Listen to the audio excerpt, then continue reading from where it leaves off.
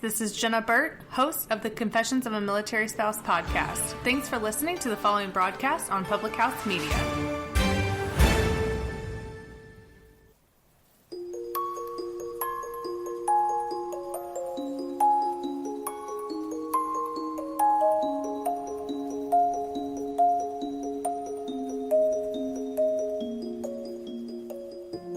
Welcome to the Leadership Revolution podcast. We want to take a moment and say how happy and honoured we are that you have chosen to take time out of your week to join us today. We're excited to have you with us. If this is your first time listening, our vision is to build healthier families and communities through education and leadership, which begins by leading ourselves from the heart. We invite you to be fully present as you listen and judge later, because it's not easy to do both at the same time. So sit back, relax, and enjoy.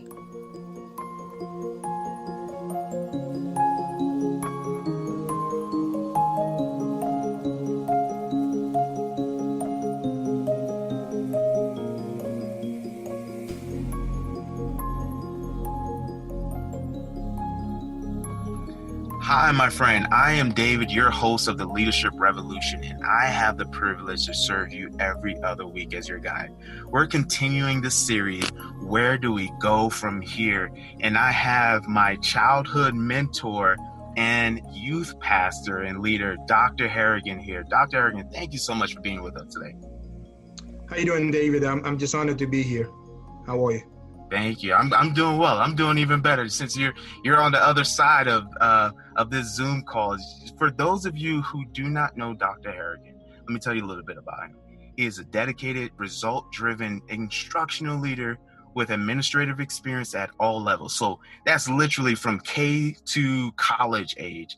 And he has a track record of building teachers' capacity, increasing community and parental involvement, and improving students' achievement. Y'all, this is so needed. But something you probably don't know about him. He's resilient, he's a risk taker, he's reliable, he's unafraid to challenge the status quo and lead school improvement initiatives. He's a lifelong learner and always seeking to grow as a leader and build a network of like-minded individuals. Did I miss anything at all? Wow. Thank you for sharing that. I don't think you missed anything. I'm just honored to be here. Awesome. So let's jump right into it, right? COVID has literally knocked on all of our doors, all of the industries, and you are specifically in the South Florida area as an administrator. How has it impacted what you've done like for a number of years now? You're right. COVID has significantly changed the way we do business, and especially in the educational landscape. It has really revolutionized things in a positive way, in my perspective. Obviously, with COVID, when it first happened, we all went on lockdown. That was a little bit different than where we are today. Since school restarted, we are right now what we call a blended model. We started fully online. We moved to kids and parents who wanted to send their kids to the building. So I have kids in the building and I have kids at home. But to me, what's important about this pandemic, while it is stressful, while we need and we have put things in place to help parents, help families, help kids, and of course, while I like to say help our teachers, because if we don't feed the teachers, they are going to eat the kids. But this pandemic has highlighted the fact that as an education sector, we need to continue innovate and really personalize our learning for student success. Obviously, different kids are doing differently in this environment. Some of our at-risk students are still struggling, whether it is because, wow, my district have done a great job, my school have done a great job giving every child a laptop, and provide hotspots, but still, kids who have parents at home who are checking on them do better because they log on time, they do their assignments, and families who are struggling because they have to go to work, they have other things happening, those kids tend to struggle. So obviously the system we put in place become important. But I would say this pandemic has allowed us, at least in the education sector, to realize that we can definitely provide different ways to educate our students. You said something that's so powerful. You said to innovate our education. This pandemic has presented an opportunity to innovate. How can you see education pivoting or innovating from what we are so accustomed to right now? So let me give you one basic example, and then I'll try to expand that. My district I'm in Broward County, by the way. So prior to the pandemic, had purchased, or at least has a contract with Canvas. Canvas is one of the learning management systems. Mm-hmm. And they were, providing trainings and, encouraging teachers. And for me, I spent a year prior to COVID training my teachers. Every month we were having, tech bites, right? We're having technology training every month for my teachers. And it was primarily focused on two main things, Canvas at first, and then we were focusing on digital tools. And one of the big things we focused half of the year was Nearpod. So while the district was providing incentives, encouraging teachers, and suddenly COVID happened, and we were about almost 5 years into Canvas. So we were in the front of the line compared to some districts. And then COVID happened, and we had to pivot. I remember being in a meeting, and they said, "Oh yeah, we're gonna close schools," but it might be a day or two. By the time I get off the conference call with my boss, and I saw the news, the superintendent declared that school was closing. So within 24 hours, we went online. So obviously for us, while, it was a struggle for some teachers, my teachers, and one teacher in particular told me, "Listen, oh my God, I didn't realize all that training you were doing for us. We were ahead of the district and other teachers." And part of it was because, again, we were already training our teachers to innovate. As you indicated, I'm always pushing the how we do business, because I believe we can always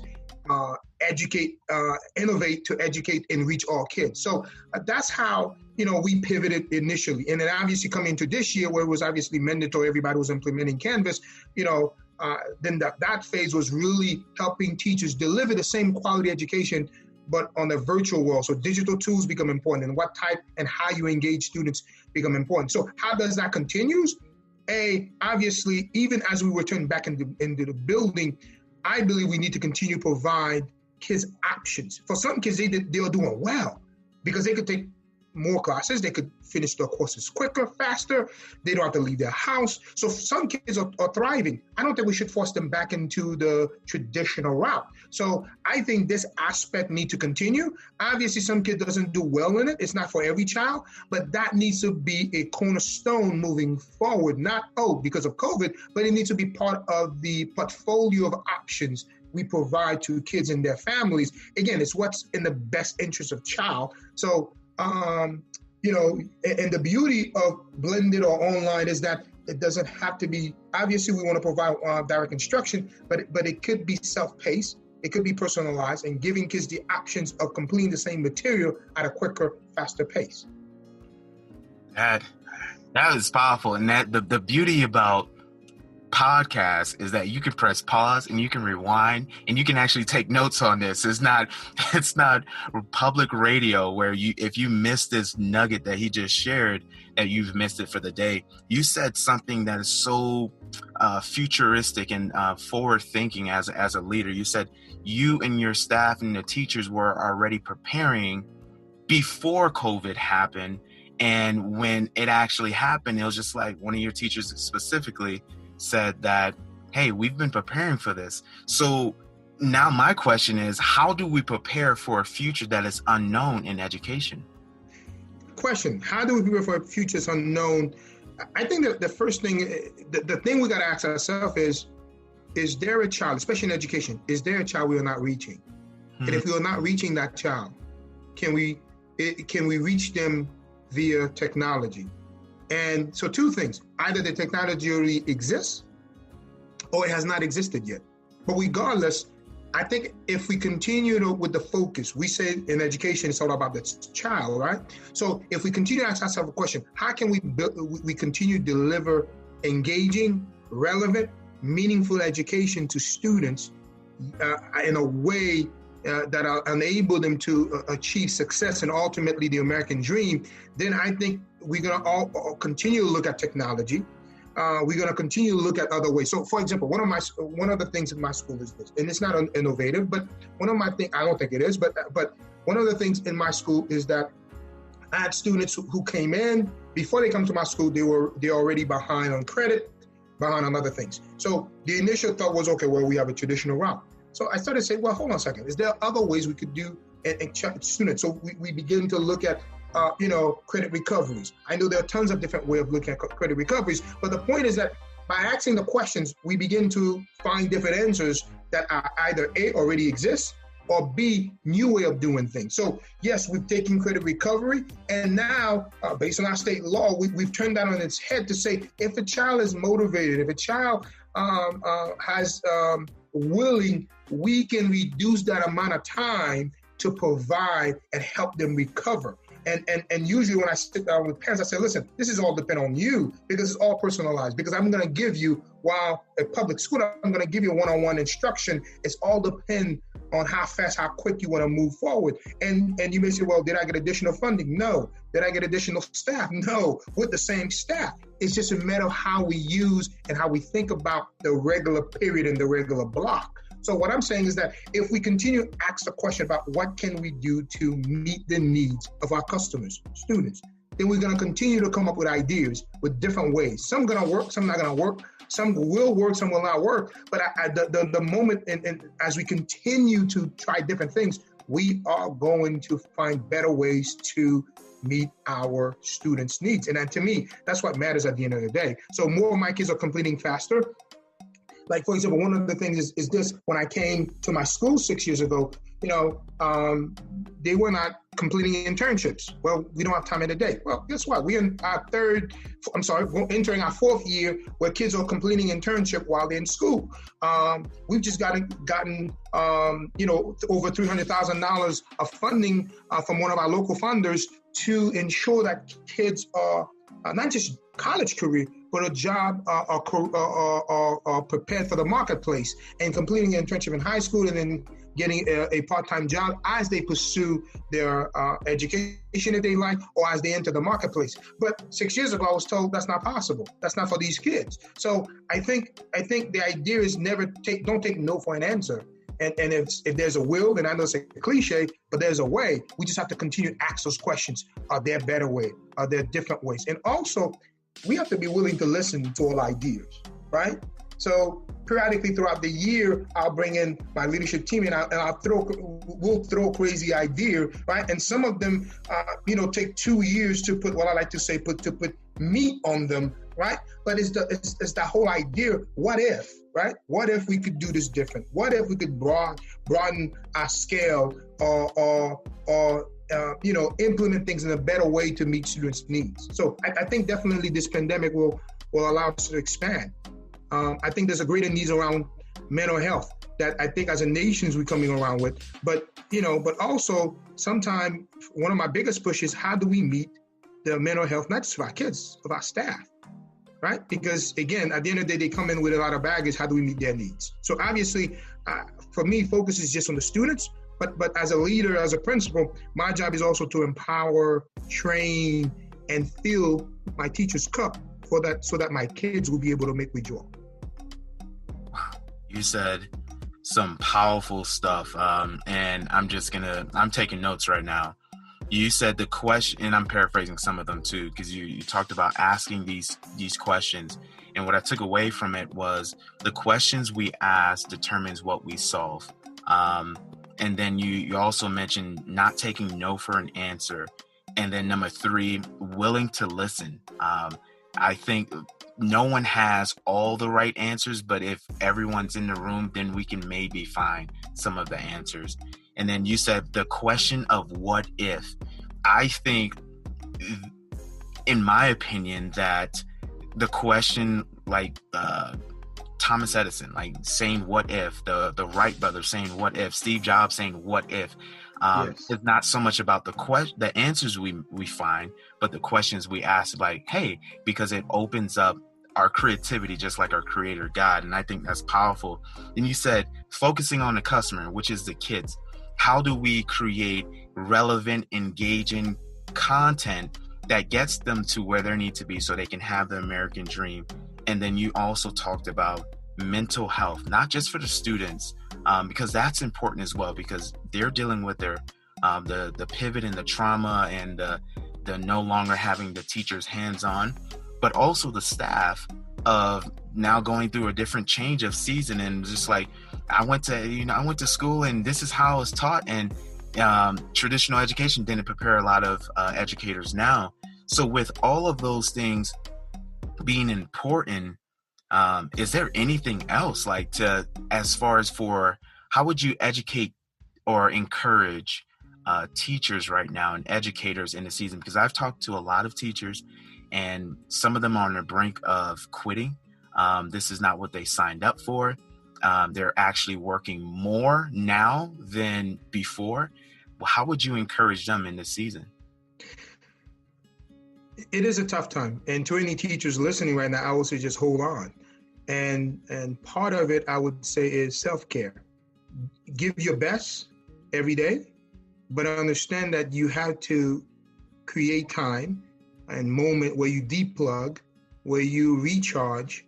And I'll tell you this, I had one of my staff, one of my teachers talking to me, and obviously we were having a conversation.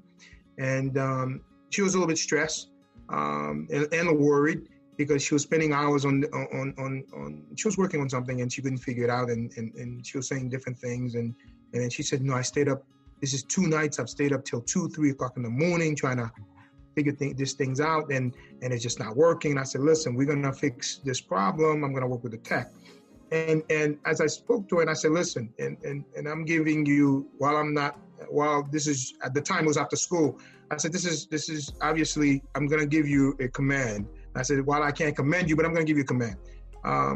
Do not turn off your laptop by 5, 6 o'clock, and do not open it till 8 o'clock in the morning. She said, no, I can't do that. I said, yes, you can. Simple. Take the top of the laptop, bring it down, and deplug. Watch a movie, go to sleep, do whatever you need to do that's going to allow you to breathe, that is going to allow you to pause, that's going to allow you to rejuvenate. And so you know, and I said, listen, and I repeated 3 times for her just to make sure that she understood I was serious, that it was not just a suggestion. I wanted her to really deplug, and whatever the problem issue, obviously it's important. She needed to be fixed, but I said it's going to be there until we resolve it. Until then, rest, pause, breathe, spend some time with your family. At that time, we were still at home, and I said, okay, you've been sitting in the same chair. Get up, go say hi to your husband, go watch a show, go do something, right? Whatever you do, unplug, right? Do not look at one more email. Do not respond to one more call, and I think that's what right now teachers, and we all have to learn to balance, right? Give your teachers, your students the best you can during the day, but when 5 o'clock comes, when 4 o'clock comes, whatever that time is, depending on when your school is out, you need to deplug, and you need to really spend some time with the people that are important in your life, and spend some moment where you're taking care of yourself, self-care. And that's very important. One last thing on the same topic I will say is that weekly I do I used to do a newsletter before the pandemic. Now I do in audio announcements, video. It's not video, it's audio. I record on Zoom, but it's just audio. Same content except that shorter audio format. But one of the key things that a lot of my staff says they look forward to is the section I do on self-care. And then, each week it's a different quote, it's different things that I try to challenge them to take care of themselves. And the point is, I tell my teachers, my students are going to make withdrawal. They are going to pull from you. And if you're not resting, if you're not pausing, if you're not taking some time to deplug, to de-stress, do whatever it is that for each person is different, but do whatever it is. If it is, for me, sometimes it's just going in the backyard, with my kids, let them run around, or just going in my backyard, just sit there and feel the breeze, and turn off my work laptops, and phone, because I also get emails on my phone and text, and just enjoy the moment. Whatever it is for you, you find that spot, that area, and then just de-stress. Take care of yourself, because you cannot give if you don't rejuvenate. A lot of us, especially teachers, are running on empty, and you got to be able to, you got to make some deposit for our kids to be able to make withdrawal. So big thing for me is self-care. And to me, that's important across the board, but especially for teachers right now, because it is a challenging time and stressing time at this time. So it's very important to really de-stress, take care of yourself, spend time with loved one and family members. It couldn't be any more truthful than that. I often say that the lack of self-care leads to self-neglect. And I think a lot of leaders, and I've talked to a lot of leaders, there's burnout is happening because, like you said, we can't pour from an empty cup. And oftentimes we feel that we have to chase time in order to figure things out. But the power of the pause, and I know the good book, it says, be still and know that I am God. And it's like sometimes we think we have to do a lot of movement, and we mistake movement for progress. And sometimes it's that the power of the pause. I remember Audrey this past week, she was frustrated with her business, really discouraged, and I was just like, take some time off. And as a result of resting from the work, she was able to get a little bit more clarity, and clarity produced confidence, and confidence produced certainty. So what you're saying as far as self-care, feeling the breeze, I think all of those things are powerful as far as concepts, but difficult to actually implement. But for you, I'm curious, because our listeners are probably curious as well. What got you into education, Harrigan? Like, I know you're a brainiac, you're intelligent, you're driven. You could have been on Wall Street. You could have been in healthcare. You could have been in politics, right? What got you specifically in education? Good question. As I don't know if you remember, since we grew up in the same church, I don't know if you remember that when I was going to college, Billy and I, we started, for everybody that's listening, Billy was a longtime mentor. We started an after-school program at our local church to meet the local needs, because we had, being a foreign church, at the time, there was a lot of influx of foreigners coming in, people coming in and needed support, and the kids needed support. So him and I, we started after school and summer tutoring program, and he did the English aspect of it, and I did the math and science. So during that time, as you know, I went to school for engineering. I was on the track for a 5-year program, which was a bachelor's in electrical engineering and a master's in computer engineering, so that with the dream of becoming a system embedded engineer. So I finished my bachelor's degree. I started the master's in computer engineering. At that time, throughout college, I worked at Motorola. And obviously my last year working there, I had an offer since I was there for about a year, almost 2 years, on a part-time internship basis. They were giving me more and more, even though I think a lot of those projects I was not supposed to get. That's for another conversation. I used to stay after work and go to my boss and say, give me more projects, right? But that's for another conversation another time. So while I was doing that, September 11 happened. The tech bubble happened. So my offer at Motorola fell apart, obviously, and Motorola got into trouble financially, a lot of restructuring. So during that time frame, I said to I don't remember exactly what I was doing. I got a job at, had just got started family at the time. I got a job at, not in my career, family counseling, Department of Children and Families. I think I spent about under a year there. As I was doing that, still doing my master's, trying to wait for the time. I didn't want to move, so every offer I've gotten was outside of Florida. At the time, as David, you probably know, there was a huge discouragement not to move because of family roots in South Florida. So I didn't accept none of them. So I was waiting. Obviously, you got to pay the bills. So I took that job. And then as I was sitting there and I saw advertisement to become a math teacher. Well, I've been sort of tutoring and doing math throughout college, whether it was after school, whether it was in the summer program. So I said to myself, okay, I'm doing my master's anyway, so it doesn't hurt. I'll make a little bit more money. So that's how I got going. And then I took a break from my master's to fulfill the educational requirement. And then I remember during that time, I thought, what do I want to be? Ultimately, I knew I wanted to be a manager. So that was the goal. And I also said after my master's, I was going to get an MBA, and then I was going to teach at the college level. Obviously, I was going to teach in engineering courses. So I always knew I was going to be in part-time at higher ed, at least education. So anyway, when I was there, I looked at it, I said, so ultimately I want to be in management. And I'm like, what is the quickest point for me to get there? At the time, from my assessment, engineering didn't recover yet. At least the tech sector didn't recover yet, in my opinion. So I decided I'm going to pursue management to become an administrator.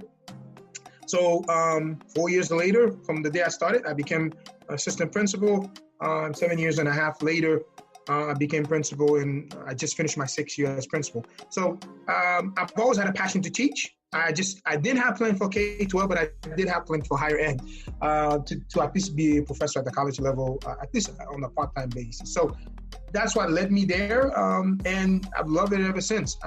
Because again, it's about adding value.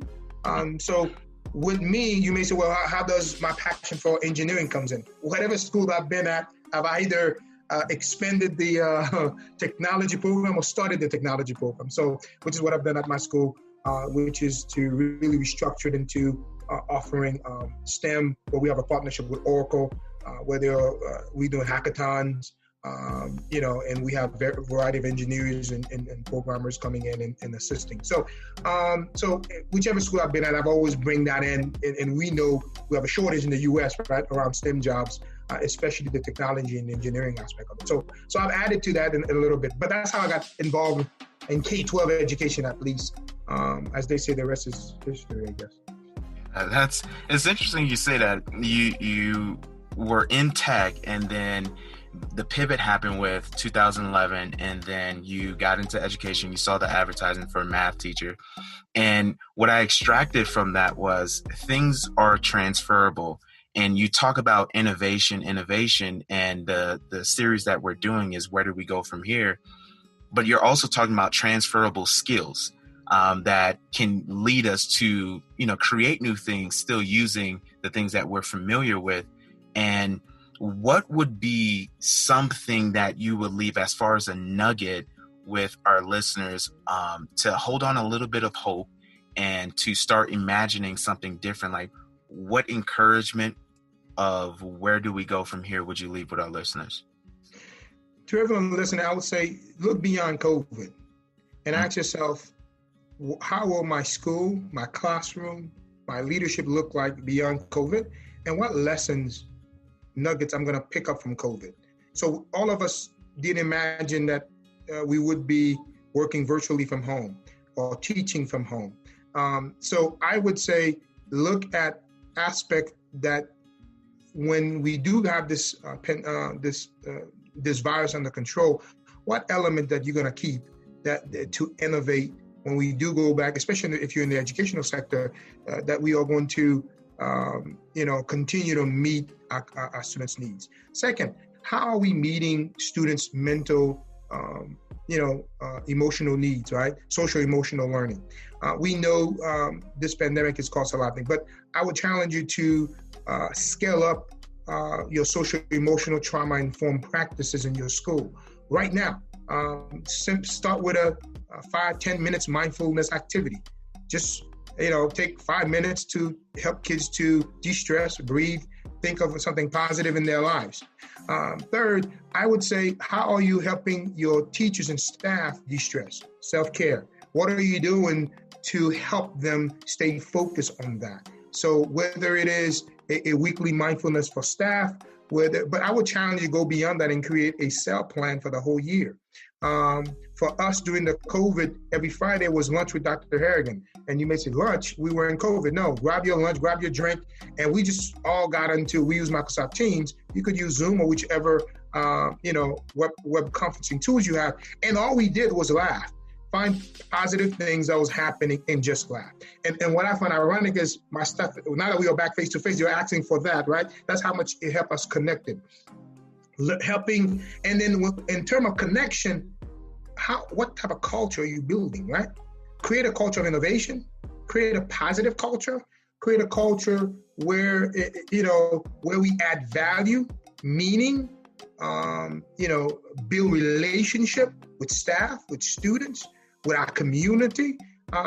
Let's use the platform that we have or that's available to you to really build relationship. whether it is in the classroom as a teacher, whether it is among the staff, whether it is among friends or in the community at large. Let's build connection. And through the lens, we can still remain connected and build relationships. So those are some of the things I would say. Let's look at ways to build connection, to build and create meaningful connections and relationships for both our kids, for our teachers and staff, for our parents, and obviously for the community at large. Wow. When are you running for president? That is so needed in this time in history where a lot of us have experienced this, collective trauma, and we're operating a lot from our lizard brain. So survival mechanism, we're retracting, we're, holding on to things versus opening up. And you're talking about doing the opposite from the norm. And the norm is to stay home, stay distant, stay isolated. But you're saying, no, what culture are you building, and using these platforms and technology to still have those meaningful relationships and not letting the social distance us emotionally. So Harrigan, if somebody want to get connected to you, how can they find you? They primarily could find me on LinkedIn, Gastrid Harrigan, or they could connect with me on Twitter, Harrigan50 at Harrigan50 is where I'm on Twitter. Obviously, I'm also on Facebook, Gastrid Harrigan on Facebook. But definitely, I am on Twitter and LinkedIn. Those are the two major areas, social media platform they could connect with me. So again, David, thank you for allowing me to just talk and share and glean from you, sir. Thank you for the opportunity, because I selfishly do this. I'm going to throw this out there. I want to shorten my learning curve. So this series, I'm learning from the experts in the field, because I read books and it's great, but having someone who actually experienced it on a day-to-day, it changes things, because now your testimony becomes an encouragement for me, and it shifts my perspective to see things different, to operate different, and to be different. So with that being said, thank you again, Harrigan, for being on today's episode. And I want you all to remember something. If we as leaders are to set ourselves apart, we must start by leading through love, which always comes from the heart. Thank you so much for joining us for this episode of the Leadership Revolution podcast. We hope you were blessed. We value feedback from our listeners, so please leave a comment letting us know what you found helpful, challenging, or left you wanting to know more. New Leadership Revolution messages will be released every other Wednesday. Hit subscribe to be sure not to miss out. To stay in the know on our latest news, events and initiatives, follow Shepherd Revolution on Instagram, TikTok and Facebook. Thank you again for coming on this journey with us. We love you, and as you go about the rest of your day, we bless you to lead from your heart.